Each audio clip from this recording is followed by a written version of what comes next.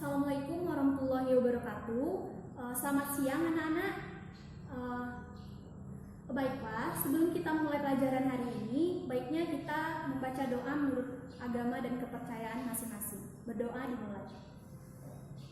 Selesai. Baiklah, ada yang udah tahu materi belum ya? Kita absen dulu ya. Siapa yang hadir? Baiklah, selesai. Kemudian kita lanjut ke materi ya. Udah ada yang tahu belum materi kita hari ini apa? Jadi materi kita hari ini yaitu masyarakat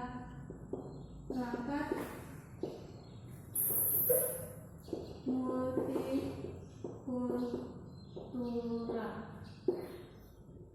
Nah, hari ini kita membahas tentang masyarakat multikultural.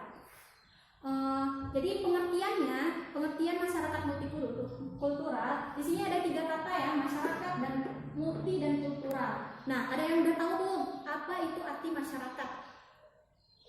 Kita bahas satu kata per kata. Jadi masyarakat adalah suatu kesatuan hidup manusia yang berinteraksi menurut sistem adat istiadat tertentu yang bersifat terus-menerus dan terikat oleh perasaan bersama. Kemudian multi ya. Multi yaitu berarti banyak atau beraneka ragam. Kemudian kultural yaitu budaya. Dapat kita simpulkan bahwa masyarakat multikultural yaitu suatu masyarakat yang terdiri atas banyak struktur kebudayaan. Kita lanjut kemudian sampai di sini paham ya? Kemudian kita lanjut ke karakteristik masyarakat multikultural.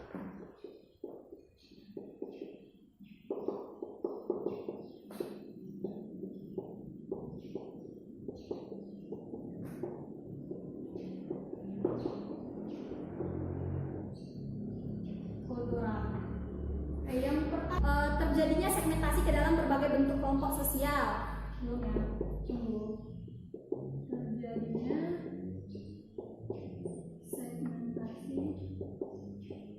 segmentasi ke dalam berbagai bentuk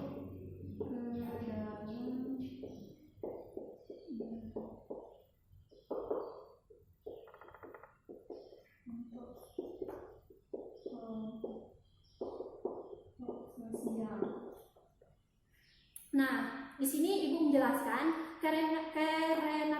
keanekaragaman yang ada di dalam kehidupan masyarakat bisa memicu masyarakat untuk menciptakan kelompok atau golongan tertentu yang didasari dengan identitas yang sama sehingga nantinya akan menghasilkan subkebudayaan yang berbeda antara satu kelompok dengan kelompok yang lain. Sebagai contoh misalnya ya, dalam sebuah misalnya di Pulau Jawa ada suku Sunda, Jawa, serta Madura, yang mana ketiga dari suku tersebut hidup rukun di Pulau Jawa serta mempunyai kebudayaan yang berbeda. Yang kedua yaitu memiliki pembagian struktur sosial ke dalam lembaga-lembaga. Memiliki pembagian struktur sosial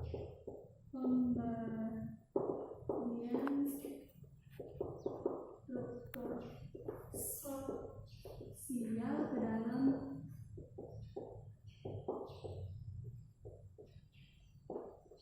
dalam lembaga-lembaga yang bersifat komplementer.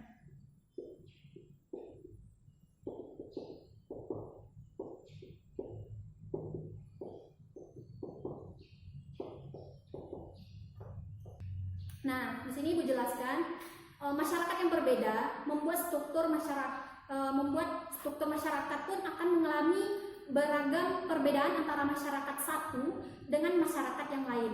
Perbedaan struktur masyarakat itu bisa kita lihat melewati berbagai lembaga sosial yang sifatnya tidak saling melengkapi, misalnya gitu ya. Sebagai contoh misalnya, dalam lembaga agama Indonesia yang menaungi berbagai agama dan mempunyai struktur yang berbeda. Nah, beberapa lembaga agama itu tidak saling melengkapi sebab memiliki ciri dan karakteristik dan keanekaragaman masyarakat agama ataupun yang berbeda misalnya itu. Nah, yang ketiga, kurang mengembangkan konsensus.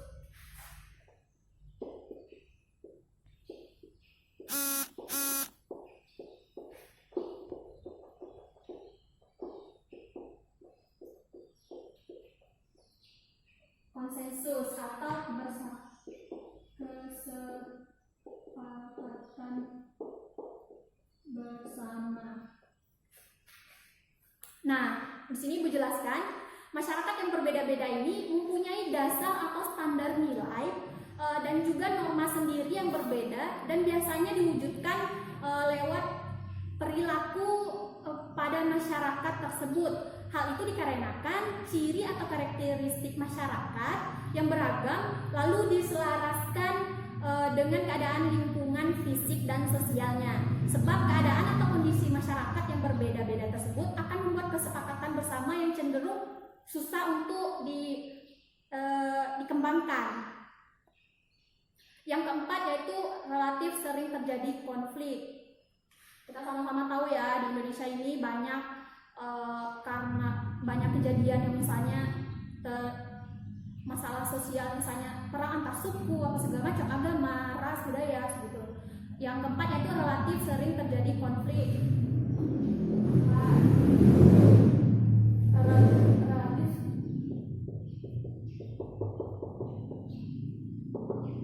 sering terjadi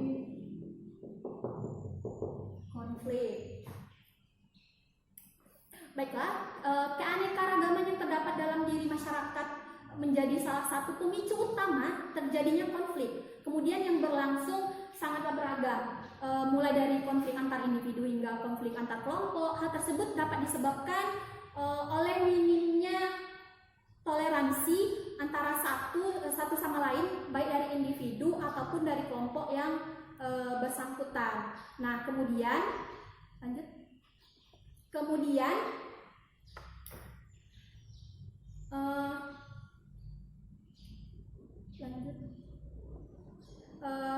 adanya dominasi politik,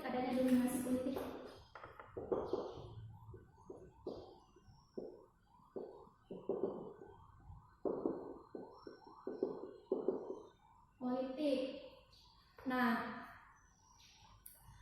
beberapa kelompok atau golongan tertentu pada masyarakat multikultural bisa mempunyai kekuatan politik yang dapat digunakan untuk mengatur kelompok yang lain. Hal tersebut dapat kita sebut sebagai bentuk penguasaan atau dominasi ya dari sebuah kelompok terhadap kelompok lain yang tidak mempunyai kekuatan politik. Yang terakhir yaitu ciri-ciri masyarakat multikultural.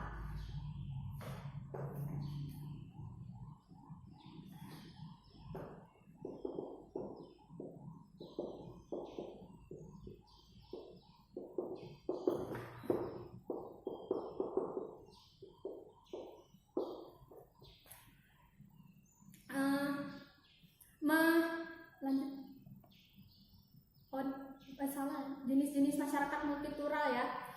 Yang pertama yaitu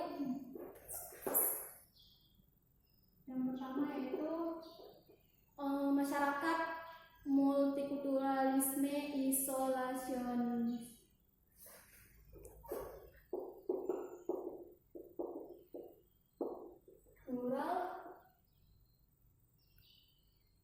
Multikulturalisme isolasionis.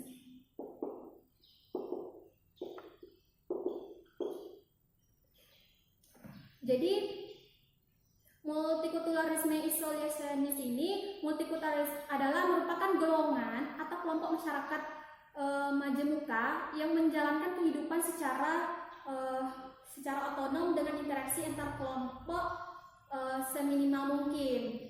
Nah, yang kedua yaitu multikulturalisme akomodatif.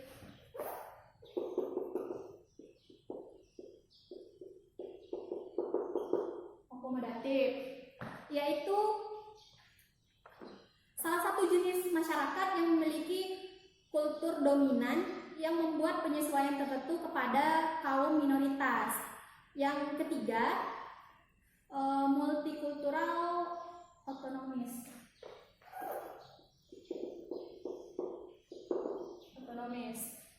Yaitu salah satu jenis masyarakat multikultural yang hidup bersama serta berusaha menciptakan kesetaraan budaya mereka.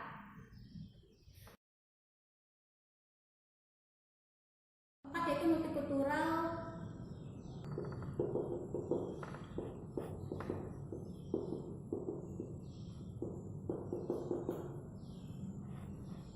yaitu multikultural kritikal atau interaktif, yaitu salah satu jenis masyarakat yang tidak fokus kepada kehidupan kultural otonom, namun lebih menekankan kepada hal guna menciptakan kultur bersama yang mencerminkan sekaligus menegaskan perspektif dari tiap-tiap kelompok masyarakat. Sekian dari materi kita pada hari ini. Ada yang ingin ditanyakan dari penjelasan Ibu tentang masyarakat multikultural hari ini? Baiklah, kalau tidak ada, kita buat untuk tugas akhir, untuk tugas ya, kita buat masing-masing dari kalian, yaitu membuat 5 butir soal tentang multikultural dari yang Ibu jelaskan tadi dan dikumpulkan minggu depan. Oke, sekian, terima kasih untuk materi kita hari ini. Ibu ucapkan terima kasih. Wassalamualaikum warahmatullahi wabarakatuh.